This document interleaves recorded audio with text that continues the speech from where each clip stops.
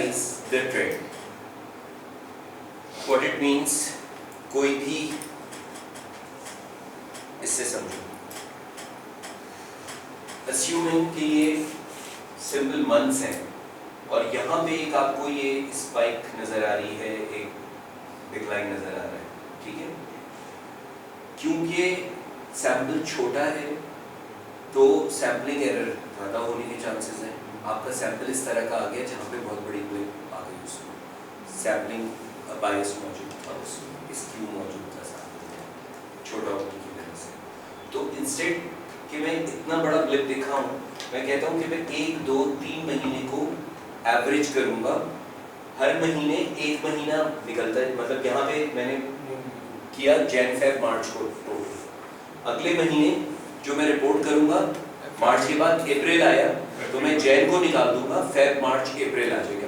सो हर महीने जो अगले महीने का इम्पैक्ट है डिवाइडेड बाय 3 होके दिखा दूंगा नॉर्मलाइज करने के लिए. 3 मंथ रोलिंग एवरेज मैं यूजुअली करता हूँ when it comes to a low resolution tracker. When it comes to high resolution tracker, we go for 4-week moving average. So आप महीने का सैंपल हर वीक पे रिपोर्ट, एक महीने में एक डेटा पॉइंट नहीं देते, जनवरी नहीं देते. जनवरी वीक 1, जनवरी वीक 2, जनवरी वीक 3, जनवरी वीक 4. जनवरी वीक 1 में एक्चुअली जनवरी का फर्स्ट वीक होता है और 3 वीक्स दिसंबर के होते हैं. वीक 2 में 2 वीक जनवरी के होते हैं, 2 वीक दिसंबर के होते हैं. वीक 4 में 4 वीक जनवरी के होते हैं. So end of the month week 4 जो भी होता है वो महीने का टोटल होता है. इसको 4 वीक पे करने की साइंस क्या है? Why do we spend more money to have high resolution? Because campaigns are now short lived. As I have given you an example कि आप पेंट इंडस्ट्री में आपको पता है स्पाइक नवंबर दिसंबर में पूरा स्पाइक है. अगर आप मंथली कर रहे हो तो वो एवरेज आउट हो गया, आपको कहीं हाई हो जाएगा उसका इम्पैक्ट. आप वीकली कर रहे हो तो स्पेसिफिकली आपको पता होगा इस वीक से कैंपेन शुरू की थी आपने और इस वीक तक आपने कैंपेन रन की थी, इस पीरियड में कितना फर्क है. So you exactly be able to map causes to the specific dates. वरना आप जनरलाइज कर रहे होगे कि यार मैंने जनवरी फरवरी की थी, भाई जनवरी की 15 तारीख से शुरू की थी या जनवरी के लास्ट वीक से शुरू की थी, उसका कितना इम्पैक्ट आएगा होगा. ठीक है. Can't pick short-lived marketing activities as 3-month moving average toned down the surge of change. Insufficient sample to analyze results by geodemo breakouts, but it is cost-effective. It is expensive. Results आपके तकरीबन तमाम sample बड़ा होता है तो तमाम breakouts, Karachi अलग देख लो, लाहौर अलग देख लो, अर्बन अलग देख लो, रूरल अलग देख लो, बच्चों का अलग देख लो, बड़ों का अलग देख लो, मेल अलग देख लो, फीमेल अलग देख लो. Why? Because the sample is large enough to be broken down. ठीक है. यहाँ पे यूजुअली 2, 2,500, 3,000 का सैंपल हो रहा होता है. यहाँ पर यूजुअली आपका 800, 600, 1000 के अंदर में का सैंपल होते हैं. ठीक है.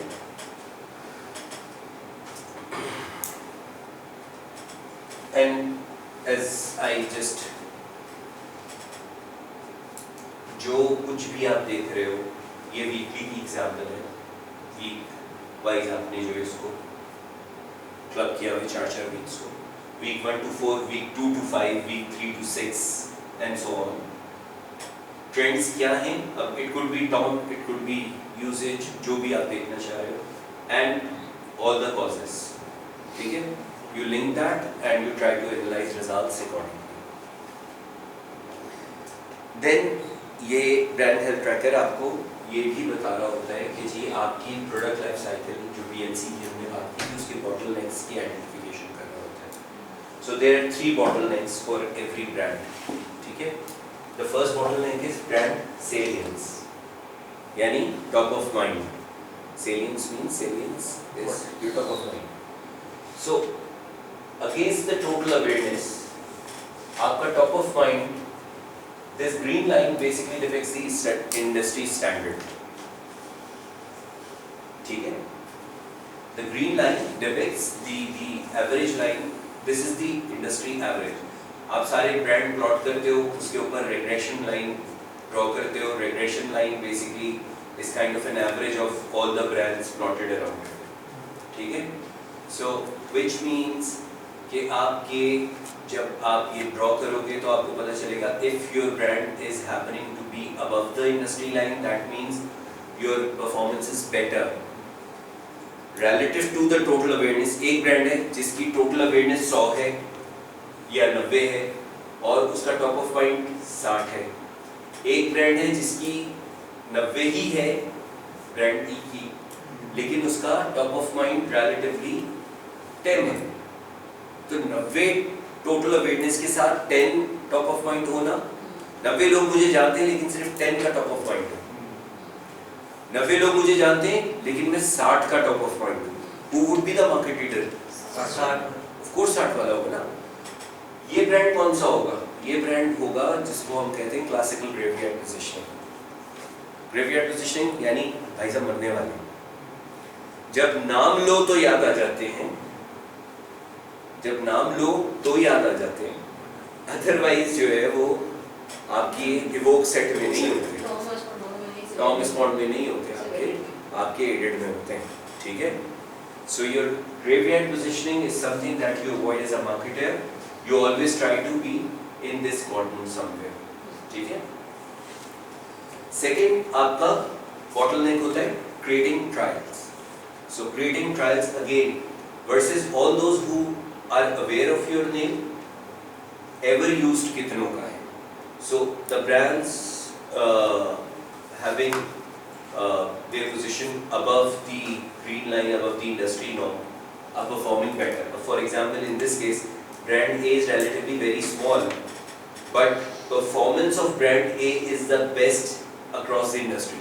वो भी छोटा है relatively, total awareness ही उसकी 30 हुई है, लेकिन उस 30 के अगेंस्ट वो 10% ब्रांड शेयर ले चुका है. ट्रायल जनरेट कर, उस 30 में से 10 उसने ट्रायल करवा लिए 10 लोगों को.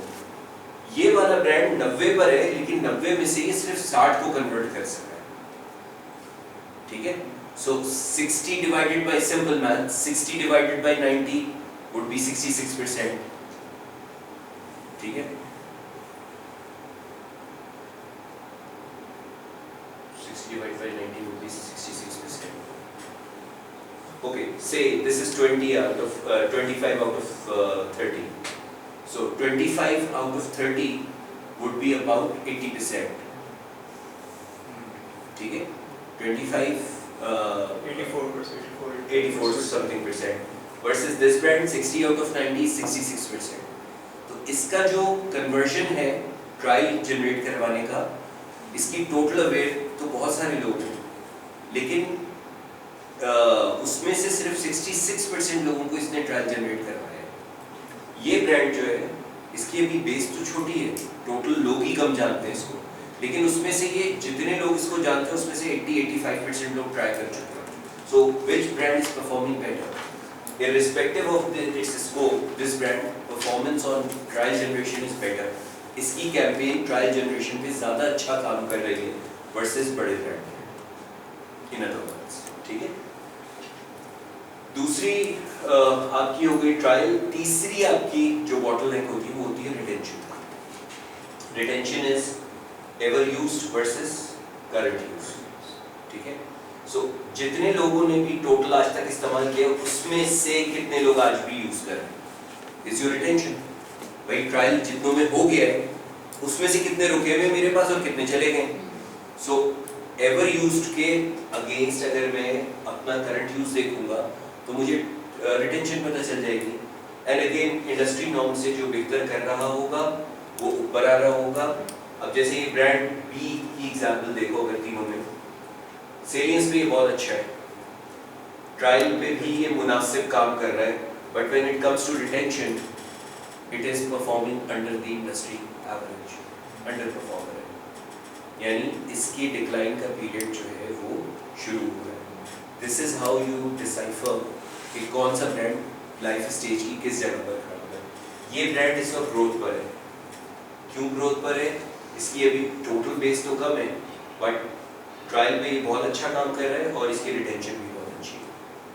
जो लोग आ रहे हैं तेजी से आ रहे हैं, इसके पास कन्वर्ट तेजी से हो रहे हैं, और जो आर है वो रुक ज़्यादा रहे इसके पास versus other brands. So this brand is performing better, this brand B is performing better. ठीक है?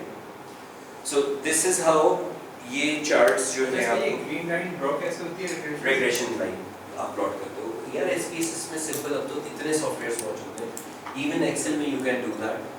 Although कि ये logic transformation maps होते हैं यहाँ पर अब लोग इनको simple regression इस पे कर देते हैं तो लॉजिक मैंने पिछली दफा कहा था कि लॉजिक ट्रांसफॉर्मेशन पढ़कर नहीं सर था गया लॉजिक और पिछले दफा नहीं बहुत पहले किया पिछली क्लास में मैंने कुछ कहा था कि पढ़कर आना लॉजिक की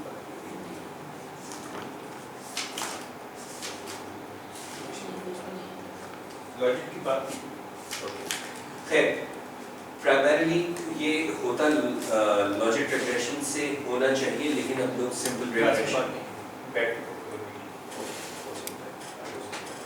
सो ये जो है वो basically simple regression line fit कर देते हैं इन एक्स वाई प्लॉट पे जाके आप रिग्रेशन लाइन फिट कर देते हो एक्सेल में भी ये हो सकता है एक्सेल में कोई भी गिवन सेट ऑफ डेटा हो एक्स वाई प्लॉट के ऊपर आप उस पे add regression line right click करो ऑप्शंस पूछेगा ऐड रिग्रेशन लाइन कर दो तो आपको रिग्रेशन लाइन फिट कर देगा डिफरेंट टाइप्स होती हैं सिंपल रिग्रेशन होती है फिर पॉलिनोमियल होती है तो एक्सपोनेंशियल होती है यूजुअली एक्सपोनेंशियल रिग्रेशन जो है वो फिट करते हैं सेकंड डिग्री थर्ड डिग्री उसमें डिग्रीज होती हैं किस डिग्री का फिट चाहिए तो थर्ड डिग्री पे आप चले जाए तो वो हर ब्रांड के साथ वो मूव कर रहा होता है विच इज़ नॉट डिजायर्ड तो वो सेकंड डिग्री पे जाते हैं तो इस तरह के आपको चार्ट्स बना देता है नॉर्म बना देता है एवरेज दे देता है यूँ समझ लीजिए ठीक है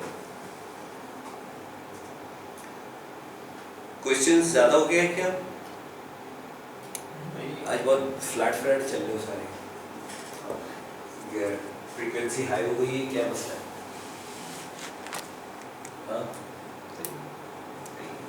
नहीं we can stop if this is too much we can stop any time to it okay let's complete the gist of brand health tracking and then we can call it a day अच्छा जी brand health trekking में आपको copy efficiency भी पता चल रही होती है as I mentioned so copy efficiency पता करने के कई तरीके हैं कॉपी एफिशिएंसी यूजुअली आप